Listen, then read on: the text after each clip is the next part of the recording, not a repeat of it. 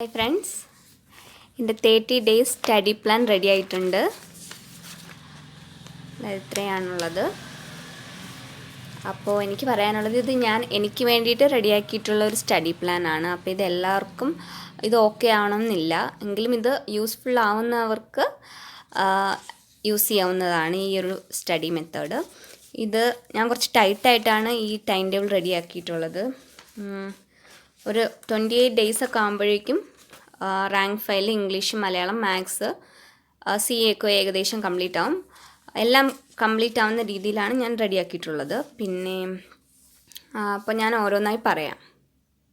ആദ്യം ഞാൻ previous question പേപ്പേഴ്സിൻ്റെ കാര്യം പറയാം. ഞാൻ ലക്ഷ്യയുടെ ബുക്കാണ് യൂസ് ചെയ്യുന്നത്. അപ്പോൾ ആദ്യം ഞാൻ നോക്കാൻ പോകുന്നത് 2017 LDയിലെ ഫുൾ ക്വസ്റ്റ്യൻ പേപ്പേഴ്സാണ് നോക്കുന്നത്. അതിന് ഞാൻ ഒരു അവറാണ് കൊടുക്കുന്നത്. 1 അവർ കൊണ്ട് ഞാൻ ഒരു ക്വസ്റ്റ്യൻ പേപ്പറിൽ എത്ര നോക്കുന്നോ അത്ര നോക്കും. അത് കഴിഞ്ഞ് അതിൻ്റെ ബാലൻസ് അടുത്ത ദിവസം നോക്കും. അതുകൊണ്ടാണ് ഞാനിവിടെ എന്ന് കംപ്ലീറ്റ് ആക്കണം എന്ന് എഴുതിയിട്ടില്ലാത്തത്. അതുപോലെ 2017 എന്ന് തീരുന്നു, അത് കഴിയുമ്പോൾ അതിന് പുറകിലോട്ടുള്ള വർഷത്തെ പ്രീവിയസ് ക്വസ്റ്റ്യൻസ് നോക്കാനാണ് എൻ്റെ പ്ലാൻ. പിന്നെ അത് കഴിഞ്ഞിട്ടുള്ളത് SSCRT ടെക്സ്റ്റ് ബുക്കിൻ്റെ കാര്യമാണ്. ഞാൻ നോക്കുന്ന റാങ്ക് ഫയൽ അതൊക്കെ ഇൻക്ലൂഡഡ് ആണ്, എങ്കിലും ഞാനൊരു സെപ്പറേറ്റ് ഒന്ന് നോക്കും. പിന്നെ അത് നോക്കുകയാണെന്നുണ്ടെങ്കിൽ 181 ചാപ്റ്റേഴ്സാണ്. സോഷ്യൽ സയൻസിലും ബയോളജി, കെമിസ്ട്രി, ഫിസിക്സ് ഇതെല്ലാത്തിനും 181 ചാപ്റ്റേഴ്സാണ് ഉള്ളത്. അപ്പോൾ അതിൽ തന്നെ നമുക്ക് സിലബസിൽ ഇല്ലാത്തതും ചാപ്റ്റേഴ്സും ഉണ്ട്. അപ്പോൾ അത് മനസ്സിലാക്കി മാക്സിമം കംപ്ലീറ്റ് ചെയ്യണം. SSCRT ടെക്സ്റ്റ് ബുക്കിനൊക്കെ നമ്മൾ കൂടുതൽ ഇമ്പോർട്ടൻസ് കൊടുത്ത് പഠിക്കണം. ഇതിപ്പോൾ ഇങ്ങനെ 30 ഡേയ്സിൽ ഈ SSCRT ഉണ്ടെങ്കിലും ആ ടൈം ടേബിൾ വെച്ച് തീരില്ല. പക്ഷേ നമുക്ക് മലയാളം, IT ഇതൊക്കെ കുറച്ച് ദിവസങ്ങൾ കഴിയുമ്പോഴത്തേക്കും അവിടെയൊക്കെ പിന്നെ നമുക്ക് റിവിഷൻ ചെയ്യാം, അങ്ങനെ വരും. അല്ലാന്നുണ്ടെങ്കിൽ നമുക്ക് ആ SSCRT ടെക്സ്റ്റ് വരുന്ന ടൈമിലൊക്കെ നമുക്കത് പഠിക്കാവുന്നതാണ്. ഇനി നോക്കാനുള്ളത് കറണ്ട് അഫയേഴ്സാണ്. കറണ്ട് അഫയേഴ്സ് 2020 ജനുവരി മുതലുള്ളതാണ് ഞാൻ നോക്കുന്നത്. അപ്പോൾ അതിനും ഒരു മണിക്കൂറാണ് ഞാനിപ്പോൾ ടൈം ടേബിളിൽ ഫിക്സ് ചെയ്തിരിക്കുന്നത്, എങ്കിലും അത്രയും ടൈം എടുക്കില്ല. അപ്പോൾ ആ ടൈം കൂടെ നമുക്ക് വേറെ SSCRT വേണമെങ്കിൽ പഠിക്കാം. അപ്പോൾ അങ്ങനെ അഡ്ജസ്റ്റ് ചെയ്ത് പഠിക്കാവുന്നതാണ്. പിന്നെ മാത്സിൻ്റെ കാര്യം ഞാൻ എവിടെ എഴുതാത്തത്, എനിക്ക് മാത്സ് കുറച്ച് ടഫായതുകൊണ്ട് ഞാൻ കുറച്ച് ടൈം എടുത്തേ അത് പഠിക്കാൻ യൂസ് ചെയ്യുള്ളൂ. 1 മണിക്കൂറിൽ കൂടുതൽ ഞാൻ മാത്സ് പഠിക്കും. അപ്പോൾ അത് കാരണമാണ് ഞാനിവിടെ ടോപ്പിക്സ് എഴുതാത്തത്. അത് കുറച്ച് ഞാൻ സമയമെടുത്ത് ഞാൻ പഠിക്കുകയുള്ളൂ. ചിലർക്ക് മാത്സ് എളുപ്പമായിരിക്കും, അപ്പോൾ അത്രയും ടൈം വേണ്ടി വരത്തില്ല. അപ്പോൾ അങ്ങനെയുള്ളവർ ഞാൻ 2 മണിക്കൂറൊക്കെ എടുക്കുമായിരിക്കും. അപ്പോൾ അങ്ങനെയുള്ളവർക്ക് ഇത് 1 മണിക്കൂർ യൂസ് ചെയ്യാവുന്നതാണ്. പിന്നെ ഇംഗ്ലീഷ് നമുക്ക് ഓരോ ദിവസം ഓരോ ടോപ്പിക്ക് അങ്ങനെയാണെങ്കിൽ നമുക്കിത് കംപ്ലീറ്റ് ചെയ്യാവുന്നതാണ്. പിന്നെ അതുപോലെ തന്നെ നമുക്ക് 30 ഡേയ്സാണ് ഞാനിവിടെ പ്ലാൻ ചെയ്തിട്ടുള്ളതെങ്കിൽ നമുക്ക് എക്സാമിന് ഉറപ്പായിട്ടും ഒരു 35 ഡേയ്സിന് കൂടുതൽ കിട്ടും. എങ്കിലും ഞാൻ ആ പോർഷൻസ് കംപ്ലീറ്റ് ചെയ്യാൻ വേണ്ടിയിട്ടാണ് ഇത്രയും ടൈറ്റായിട്ട് 30 ഡേയ്സ് പ്ലാൻ റെഡിയാക്കിയിട്ടുള്ളത്. ഇങ്ങനെ കൊടുത്താലേ ഞാൻ ഒരു മാക്സിമം ഞാൻ അത് പഠിക്കത്തുള്ളൂ. അപ്പോൾ അതുകൊണ്ടാണ് ഞാൻ ഇത്രയും ടൈറ്റായിട്ട് ഓരോ സബ്ജക്ട്സും അറേഞ്ച് ചെയ്തിട്ടുള്ളത്. ഇംഗ്ലീഷിൻ്റെ കാര്യം ഞാൻ പറഞ്ഞല്ലോ, ഓരോ ദിവസം ഓരോ ടോപ്പിക്ക് അങ്ങനെയാണെങ്കിലും പഠിക്കാം. ഞാനിവിടെ ടൈപ്സ് ഓഫ് സെൻറ്റൻസിൻ്റെ കൂടെ തന്നെ കോമ്പൗണ്ട് വേർഡ്സ് പഠിക്കുന്നുണ്ട്. പിന്നെ അത് കഴിഞ്ഞ് പാർട്സ് ഓഫ് സ്പീച്ച്, അതിൻ്റെ കൂടെ സഫിക്സ്, പ്രിഫിക്സ് അതുകൂടെ പഠിക്കുന്നുണ്ട്. ഇല്ലാന്നുണ്ടെങ്കിൽ ഓരോ ദിവസമായിട്ട് കംപ്ലീറ്റ് ചെയ്താലും മതി. ഞാനിവിടെ അങ്ങനെയാണ് അറേഞ്ച് ചെയ്തിട്ടുള്ളത്. പിന്നെ agreement of verb and subject, അതുപോലെ ആർട്ടിക്കിൾസ്, അങ്ങനെ ഇത് ഇംഗ്ലീഷിന് വേണ്ടിയിട്ട് 26 ഡേയ്സ് ആകുമ്പോഴത്തേക്കും കംപ്ലീറ്റ് ചെയ്യുന്ന രീതിയിലാണ് ഞാൻ ഇംഗ്ലീഷ് പ്ലാൻ ചെയ്തിട്ടുള്ളത്. പിന്നെ അതുപോലെ ടെൻസസ് പഠിക്കാൻ ഞാൻ 2 ദിവസം കൊടുത്തിട്ടുണ്ട്. അപ്പോൾ നിങ്ങൾക്ക് ഏത് പോർഷനാണോ ടഫ് അവിടെ 2 ദിവസം അതിൽ കൂടുതൽ കൊടുത്താലും കുഴപ്പമില്ല. കാര്യം നമുക്ക് ഇംഗ്ലീഷ് കഴിഞ്ഞാൽ ഇത്രയും ദിവസം കൂടെ ആ 30 ഡേയ്സ് പ്ലാനിൽ ബാക്കി വരും. അപ്പോൾ അതിനുള്ളിൽ കംപ്ലീറ്റ് ചെയ്യുകയാണെന്നുള്ളവർക്ക് ആ ഇംഗ്ലീഷ് പോർഷൻസ് ഒന്നുകൂടെ റിവൈസ് ചെയ്യാനുള്ള ടൈമും ഉണ്ടാവും. പിന്നെ ഞാനിപ്പോൾ ഈ എഴുതിയിട്ടുള്ള ഇംഗ്ലീഷിൻ്റെ ടൈം ടേബിളിൽ സിനോണിംസും ആൻറ്റോണിംസും ഞാൻ ആഡ് ചെയ്തിട്ടില്ല. അതെങ്ങനെ പഠിക്കുകയാണെന്ന് വെച്ചിട്ടുണ്ടെങ്കിൽ അതെല്ലാം ഒരുമിച്ച് പഠിക്കുകയാണെന്നുണ്ടെങ്കിൽ നമുക്ക് ഓർമ്മയിൽ നിൽക്കണമെന്നില്ല. അപ്പോൾ ഓരോ ദിവസവും സിനോണിംസ് 10 വേഴ്സ്, ആൻറ്റോണിംസ് 10 വേഴ്സ് അതുപോലെ പഠിച്ചു പോവാം. അതുപോലെ തന്നെ അത് റാങ്ക് ഫയൽ മാത്രം നമ്മൾ ആശ്രയിക്കാൻ പാടില്ല. നമുക്ക് എവിടെ നിന്നൊക്കെ അത് കിട്ടുന്നുണ്ടോ അവിടെ നിന്നൊക്കെ കളക്ട് ചെയ്ത് വെക്കുന്നത് നല്ലതായിരിക്കും. പിന്നെ ഞാൻ ഇതെല്ലാം ഇങ്ങനെ ഒരു ഓർഡറിന് അറേഞ്ച് ചെയ്തിട്ടുണ്ടെന്നേ ഉള്ളൂ. നിങ്ങളുടെ ഇഷ്ടത്തിനനുസരിച്ച് പഠിക്കാം. ഏത് ടൈമിലാണ് ഓരോ സബ്ജക്റ്റ് പഠിക്കാൻ ഇഷ്ടം എന്നുള്ളത് അവരവർക്കറിയാം. ഈ ഉച്ചയായിട്ടുള്ള ടൈമിലൊന്നും ഞാൻ ഈ മാത്സ് പഠിക്കാൻ എടുക്കത്തില്ല, എനിക്ക് ടഫായതുകൊണ്ട്. അപ്പോൾ എനിക്കറിയാം ഏത് ടൈമിലാണ് എനിക്ക് യൂസ്ഫുൾ, അപ്പോൾ അതനുസരിച്ച് എല്ലാവരും സെറ്റ് ചെയ്യുക. ഇനി മലയാളം ഞാൻ എങ്ങനെയാണ് സെറ്റ് ചെയ്തിട്ടുള്ളതെന്ന് പറഞ്ഞുതരാം. ഫസ്റ്റ് ഡേയിൽ പരിഭാഷ, ശൈലി, സ്ത്രീലിംഗം, പുല്ലിംഗം, വചനം, പഴഞ്ചൊല്ലുകൾ, ഘടകപദം, ഒറ്റപ്പദം, അങ്ങനെ ഓരോ ടോപ്പിക്ക് കൊടുത്തിട്ടുണ്ട്. പിന്നെ 11-ാം തീയതി മുതൽ, അതുവരെ ആകുമ്പോഴേക്കും ബാക്കി ടോപ്പിക്സ് തീരും. 11-ാം തീയതി മുതൽ പര്യായം, വിപരീത പദം, പദശുദ്ധി, സമാന പദം, ഈ 4 ടോപ്പിക്കുകളും ഞാൻ പഠിക്കുന്നത് എങ്ങനെയാണെന്ന് വെച്ചിട്ടുണ്ടെങ്കിൽ, ഇങ്ങനെ ഒരു സൈഡ് ഉണ്ടാവുമല്ലോ നമ്മൾ പഠിക്കാൻ എടുക്കുമ്പോൾ. അപ്പോൾ ഈ ഒരു സൈഡ് 1 ഡേയിൽ തീർക്കും, ഇത് അടുത്ത ഡേയിൽ കംപ്ലീറ്റ് ആക്കും. അതുപോലെ ഇങ്ങനെ ഓരോ സെക്ഷനായിട്ട് കംപ്ലീറ്റ് ചെയ്യാനാണ് ഞാൻ പ്ലാൻ ചെയ്തിരിക്കുന്നത്. അപ്പോൾ ഇതെല്ലാം എന്ന് പഠിച്ച് തീരും. അപ്പോൾ അതുവരെ പഠിക്കാം. എന്തായാലും ടൈമുണ്ട്, അതിന് പഠിക്കാനും ടൈമുണ്ട്. എന്നാലും ഒരുപാട് ദിവസം എടുക്കില്ല, ഒരു 7 ദിവസമൊക്കെ കൊണ്ട് ഇത് 4 ടോപ്പിക്സും ഇതുപോലെ പഠിച്ച് കംപ്ലീറ്റ് ചെയ്യാനാവും. ഇനി കമ്പ്യൂട്ടർ സയൻസ് എങ്ങനെയാണെന്ന് നോക്കാം. അത് ഇതുപോലെ തന്നെ ഓർഡറിന് തന്നെ ഞാൻ കൊടുത്തിട്ടുണ്ട്. അത് 10 ഡേയ്സ് ആകുമ്പോൾ അത് കംപ്ലീറ്റ് ആവും. Computer history, computer generation, hardware, input unit, output, software programming, computer network, internet, cyber laws, അതൊക്കെ ആകുമ്പോഴത്തേക്കും അത് കംപ്ലീറ്റ് ആവും. 10 ഡേയ്സ് ആകുമ്പോൾ അത് കംപ്ലീറ്റ് ആവും. പിന്നെ അത് കഴിഞ്ഞുള്ള ഇത്രയും ഗ്യാപ്പ് നമുക്കുണ്ടാവും. അപ്പോൾ നമുക്ക് അവിടെ SSCRT വേണമെങ്കിൽ പഠിക്കാം, ബാക്കി കഴിയാനുള്ള എന്തെങ്കിലും പോർഷൻസ് വേണമെങ്കിൽ നോക്കാം. ഇല്ലാന്നുണ്ടെങ്കിൽ തീർന്ന ടോപ്പിക്സ് നമുക്കവിടെ റിവൈസും ചെയ്യാം. ഇനി അത് കഴിഞ്ഞ് റാങ്ക് ഫയലിനാണ് ഞാൻ ഇത്രയും പോർഷൻസ് കൊടുത്തിട്ടുള്ളത്. നമ്മൾ SCRT ഒക്കെ ഇതിൽ ഇൻക്ലൂഡഡ് ആണ്, അതുകൊണ്ടാണ് ഞാൻ ഇത്രയും ടൈം അതിന് വേണ്ടിയിട്ട് സ്പെൻഡ് ചെയ്യാമെന്ന് കരുതിയിട്ടുള്ളത്. അത് നമുക്ക് ഈ ഒരു കോളം നോക്കാം. ഇവിടെ കേരള ചരിത്രമാണ്. അപ്പോൾ യൂറോപ്യന്മാരുടെ വരവ് മുതൽ ഒരു 4 ദിവസമാണ് ഞാൻ അത് കേരള ചരിത്രം പഠിക്കാൻ വേണ്ടി കൊടുത്തിരിക്കുന്നത്. അപ്പം 4 ദിവസം ആകുമ്പോൾ 1956 ശേഷമുള്ള പ്രക്ഷോഭം വരെയാണ് നമ്മൾ നോക്കാനുള്ളത്. 1 അവറാണ്, എല്ലാത്തിനും 1 അവർ വിധമാണ് ഞാൻ കൊടുത്തിട്ടുള്ളത്. അപ്പോൾ അത് 4-ാം തീയതി ആകുമ്പോൾ അത് കംപ്ലീറ്റ് ആവും. അത് കഴിയുമ്പോൾ കല പഠിക്കാൻ വേണ്ടിയിട്ട്, കലകൾ, സംസ്കാരം, ഇതെല്ലാം ഞാൻ സെപ്പറേറ്റാണ് കൊടുത്തത്, അതുകൊണ്ടാണ് അത് പഠിക്കാൻ എളുപ്പത്തിന് വേണ്ടിയിട്ടാണ്.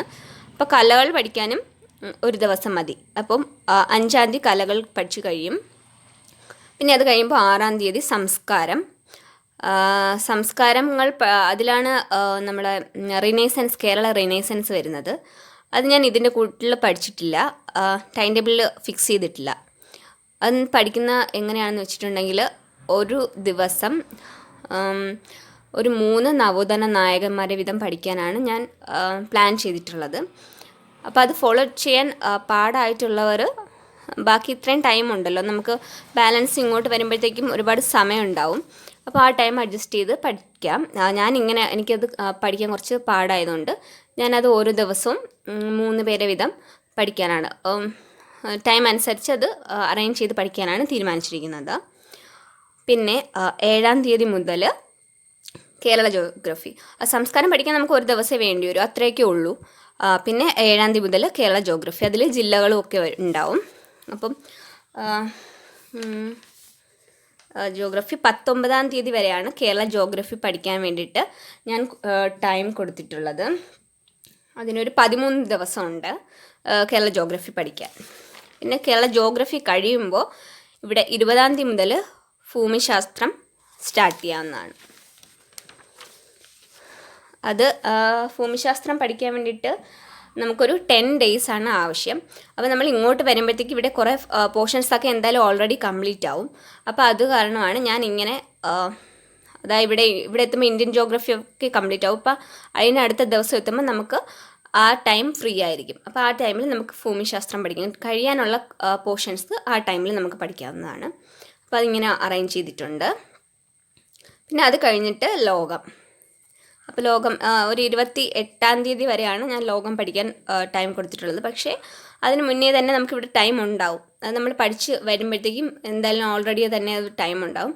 ആ സമയത്തിനുള്ളിൽ പഠിച്ച് തീർക്കാൻ പറ്റുമെന്നുള്ളവർക്ക് അങ്ങനെ ചെയ്യാം. ഞാനിവിടെ ഒരുപാട് റഷ് ആവണ്ടെന്ന് കരുതി ഇങ്ങനെ ഒന്ന് കൊടുത്തിട്ടുള്ളതാണ്.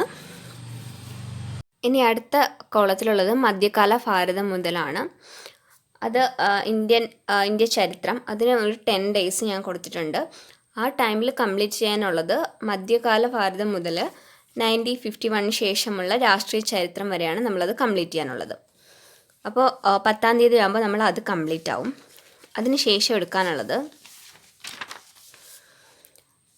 നമ്മുടെ സയൻസ് ആൻഡ് ടെക്നോളജിയിലുള്ള ബഹിരാകാശം ഉണ്ടല്ലോ, ബഹിരാകാശ പ്രതിരോധ മേഖലയിലെ സാങ്കേതികവിദ്യ, ആ പോർഷനാണ് ഞാൻ ഇവിടെ കൊടുത്തിട്ടുള്ളത്. സയൻസ് ആൻഡ് ടെക്നോളജി പഠിക്കാൻ വേണ്ടിയിട്ടുള്ള എളുപ്പത്തിന് വേണ്ടിയിട്ട് ഞാനിങ്ങനെ അതിനെ ചെറിയ ചെറിയ പോർഷൻസ് ആക്കി പഠിക്കാൻ എടുത്തിട്ടുണ്ടെന്നേ ഉള്ളൂ.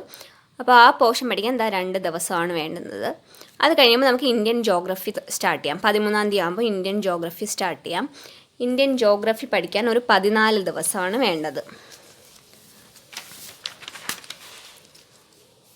ഇന്ത്യൻ ജോഗ്രഫി ഇവിടെ 24-ാം തീയതി 1 മണിക്കൂർ, 2 മണിക്കൂറുണ്ട്. പിന്നെ 25-ാം തീയതി 1 മണിക്കൂർ കൂടെ ആകുമ്പോഴത്തേക്കും ഇന്ത്യൻ ജോഗ്രഫി നമുക്ക് കംപ്ലീറ്റ് ചെയ്യാവുന്നതാണ്. പിന്നെ അത് കഴിയുമ്പോൾ നമ്മൾ നേരത്തെ പറഞ്ഞ ഭൂമിശാസ്ത്രം കംപ്ലീറ്റ് ചെയ്യാനുള്ള പോർഷൻസ്, അത് കഴിയുമ്പോൾ 27-ാം തീയതി ആകുമ്പോഴത്തേക്കും ലോകം. അപ്പോൾ ഇങ്ങനെയാണ് ഞാൻ ആ കോളം സെറ്റ് ചെയ്തിട്ടുള്ളത്. പിന്നെ അത് കഴിഞ്ഞ് എക്കണോമിക്സിന് ഇതുപോലെ 5 ദിവസമാണ് ഞാൻ അതിന് കൊടുത്തിട്ടുള്ളത്.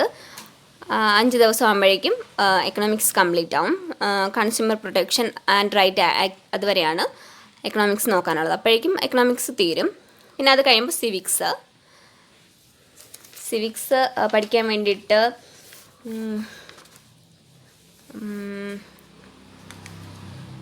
സിവിക്സ് ഒരു മിനിറ്റ്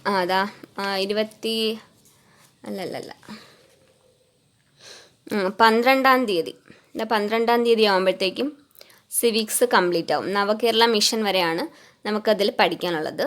അപ്പോഴേക്കും സിവിക്സും കംപ്ലീറ്റ് ആക്കാൻ പറ്റും. സിവിക്സ് പഠിക്കാൻ വേണ്ടിയിട്ട് ഞാനൊരു 7 ദിവസമാണ് കൊടുത്തിട്ടുള്ളത്.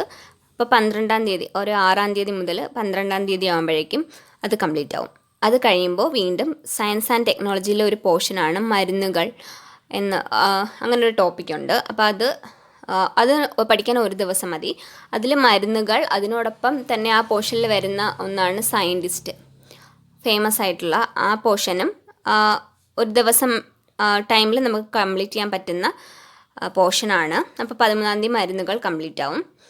പിന്നെ അത് കഴിയുമ്പോൾ സയൻസ് ആൻഡ് ടെക്നോളജി, അതിൻ്റെ യൂസസ്, പോളിസീസ്, അങ്ങനെയുള്ള പോർഷൻ 14-ാം തീയതി മുതൽ നമുക്കൊരു 18-ാം തീയതി വരെ നോക്കുമ്പോഴേക്കും സയൻസ് ആൻഡ് ടെക്നോളജിയിൽ ആ പോർഷൻ കംപ്ലീറ്റ് ആവും. മനുഷ്യ ശരീരത്തിന് തൊട്ട് മുന്നേ ഉള്ള പോർഷൻ വരെയാണ് നമ്മൾ ഈ ഭാഗത്ത് ഈ ഒരു 5 ദിവസം കൊണ്ട് നമ്മൾ കംപ്ലീറ്റ് ആക്കാനുള്ളത്. പിന്നെ അത് കഴിയുമ്പോൾ മനുഷ്യ ശരീരം സ്റ്റാർട്ട് ചെയ്യാം. 19-ാം തീയതി മുതലാണ് നമ്മൾ ബയോളജി സ്റ്റാർട്ട് ചെയ്യുന്നത്, മനുഷ്യ ശരീരം സ്റ്റാർട്ട് ചെയ്യുന്നത്. അത് മുതൽ ജ്ഞാനേന്ദ്രിയം വരെ അത് 22-ാം തീയതി ആകുമ്പോൾ അത് കംപ്ലീറ്റ് ആവും. അത് കഴിയുമ്പോൾ ഇതെല്ലാം സയൻസ് ആൻഡ് ടെക്നോളജിയിലുള്ള പോർഷനാണ്. അത് കഴിയുമ്പോൾ സാമൂഹിക ആരോഗ്യ, കമ്മ്യൂണിറ്റി മെഡിസിനും എന്ന് തുടങ്ങുന്നൊരു പോർഷനുണ്ട്. അപ്പോൾ അത് പഠിക്കാൻ 1 ദിവസമാണ് വേണ്ടത്. 23-ാം തീയതി നമുക്ക് അത് കംപ്ലീറ്റ് ചെയ്യാവുന്നതാണ്. ഇത് ഇത്രയാകുമ്പോഴേക്കും സയൻസ് ആൻഡ് ടെക്നോളജിയിലെ എല്ലാ പോർഷൻസും കവർ ചെയ്യാം. അത് കഴിഞ്ഞ് ഞാൻ ഇവിടെ ഇന്ത്യൻ ജോഗ്രഫി കംപ്ലീറ്റ് ചെയ്യാത്ത പോർഷനാണ് ഇവിടെ കൊടുത്തിട്ടുള്ളത്. ഭൂമിശാസ്ത്രം, അതും ബാലൻസ് വന്നത് പഠിക്കാനാണ് കൊടുത്തിട്ടുണ്ട്. അത് കഴിഞ്ഞ് ലോകം. അപ്പോൾ അത്രയാകുമ്പോഴേക്കും ഈ കോളത്തിൽ 27-ാം തീയതി ആകുമ്പോൾ അവിടെ നമുക്ക് കംപ്ലീറ്റ് ചെയ്യാവുന്നതാണ്. ഇനി നെക്സ്റ്റ് കോളം നോക്കാം. ഇനി ഈ പോർഷനിലുള്ളത് കോൺസ്റ്റിറ്റ്യൂഷനാണ്.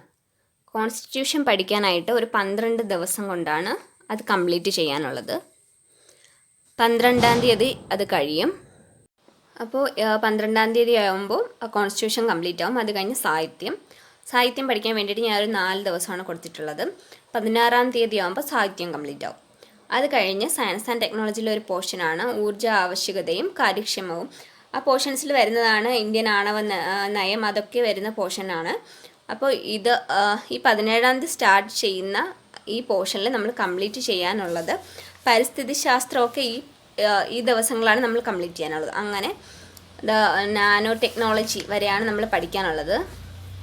ഒരു 22-ാം തീയതി ആകുമ്പോൾ ആ പോർഷൻ നമുക്ക് കംപ്ലീറ്റ് ആക്കാൻ പറ്റും.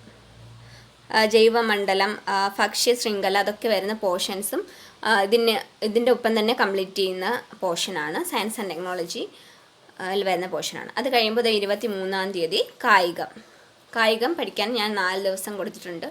എനിക്കത് പഠിച്ചെടുക്കാനും കുറച്ച് പാടായതുകൊണ്ട് ഞാൻ ഇത്രയും ദിവസം ഒന്ന് കൊടുത്തിട്ടുള്ളതാണ്. പിന്നെ അത് കഴിയുമ്പോൾ ലോഗോ. അപ്പോഴേക്കും നമ്മളെ പ്ലാൻ കംപ്ലീറ്റ് ആവും. ഞാൻ പറഞ്ഞല്ലോ, ഞാൻ ഇത്രയും ടൈറ്റായിട്ട് ഇട്ടിരിക്കുന്നതെന്ന് പറഞ്ഞാൽ ഞാൻ ഇത്രയും ടൈറ്റായിട്ടൊരു ടൈം ടേബിൾ ആയാലേ ഞാൻ മാക്സിമം പഠിക്കത്തുള്ളൂ. അപ്പം ടൈം ഉണ്ട് എന്ന് എനിക്ക് തോന്നിക്കഴിഞ്ഞാൽ ഞാൻ പഠിക്കാൻ വലിയ മടിയാണ്. അപ്പോൾ അത് കാരണം ഞാനിങ്ങനെ ടൈറ്റായിട്ട് ചെയ്തതാണ്. കുറച്ചുകൂടി ലിബറലായി പഠിക്കാം എന്നുള്ളവർക്ക് പഠിക്കാം. കാര്യം എന്താ, ഇനി ഇത്രയും പോർഷൻ പ്ലേസ് ഫ്രീ ആണ്. അപ്പം ഇത് പഠിച്ച് തീരുന്നവരാണെന്നുണ്ടെങ്കിൽ നമുക്ക് ഒന്നേന്ന് അത് റിവിഷൻ ചെയ്യാനുള്ള ടൈമും ഉണ്ടാവും. ഒരു 35 ഡേയ്സിന് മുകളിൽ എന്തായാലും ഉണ്ടാവും. പിന്നെ എനിക്ക് പഠിക്കാനും ഒന്ന് റിവിഷൻ ചെയ്യാനും എല്ലാത്തിനും കൂടെ ഒരു ടൈമിന് വേണ്ടിയിട്ടാണ് ഇങ്ങനൊരു ടൈം ടേബിൾ സെറ്റ് ചെയ്തിരിക്കുന്നത്. അപ്പോൾ ഞാൻ ഈ ടൈം ടേബിൾ പ്രകാരം സ്റ്റാർട്ട് ചെയ്യാൻ പോകുന്നത് നാളെയാണ്. നാളെ ജൂൺ 1 ജൂൺ 1 മുതൽ ജൂൺ 30 വരെയുള്ള ടൈം ടേബിളാണ് ഞാൻ ഈ സെറ്റ് ചെയ്തിട്ടുള്ളത്. പിന്നെ ഈ പോർഷൻസ് എല്ലാം പഠിക്കുമ്പോൾ നമ്മൾ ഒറ്റ ഒരു സ്ട്രെച്ചിനിരുന്ന് പഠിക്കാൻ ശ്രമിക്കരുത്. ഇടയ്ക്കിടയ്ക്ക് ചെറിയ ബ്രേക്കുകളൊക്കെ എടുക്കാം. ഈ ഐ ടി പഠിക്കാനൊക്കെ നമ്മൾ 1 അവറാണ് കൊടുത്തിട്ടുള്ളത്. അത്രയൊന്നും ചില ടോപ്പിക്സ് ഒന്നും പഠിക്കാൻ വേണ്ടി വരത്തില്ല. അപ്പോൾ ആ ചെറിയ ഗ്യാപ്പിൽ വേണമെങ്കിൽ നമുക്ക് ഒന്ന് ഫ്രീ ടൈം എടുക്കാം. അങ്ങനെ എന്തെങ്കിലുമൊക്കെ ഒന്ന് അറേഞ്ച് ചെയ്ത് പഠിക്കാവുന്നതാണ്. അപ്പോൾ ഓക്കെ ഫ്രണ്ട്സ്, ഇതാണ് എൻ്റെ സ്റ്റഡി പ്ലാൻ. അപ്പോൾ ഞാൻ നാളെ എന്തായാലും സ്റ്റാർട്ട് ചെയ്യും. എന്നൊപ്പം പഠിക്കാൻ ആഗ്രഹമുള്ളവർ നാളെ മുതൽ പഠിച്ചു തുടങ്ങുക. All the best. Thank you.